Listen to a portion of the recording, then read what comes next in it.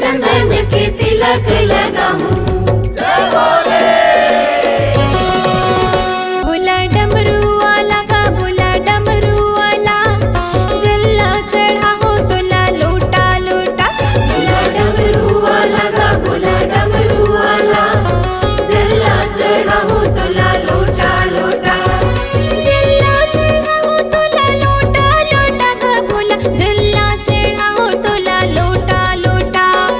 जल्ला चढ़ा हो तुला लोटा लोटा का भोला, जल्ला चढ़ा हो तुला लोटा लोटा। भोला डमरू वाला का भोला डमरू वाला, जल्ला चढ़ा हो तुला लोटा लोटा। भोला डमरू वाला का भोला डमरू वाला, जल्ला चढ़ा हो तुला लोटा लोटा।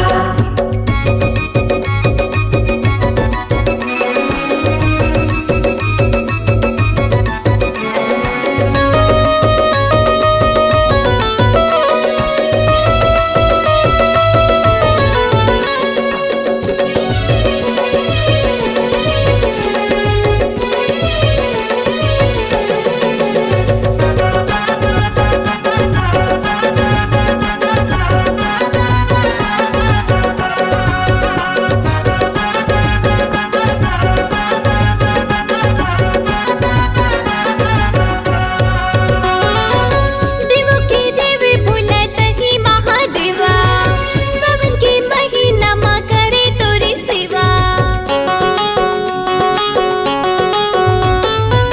देवों के देव भोलत ही महादेवा, सावन के महीना माँ करे तोरी सेवा।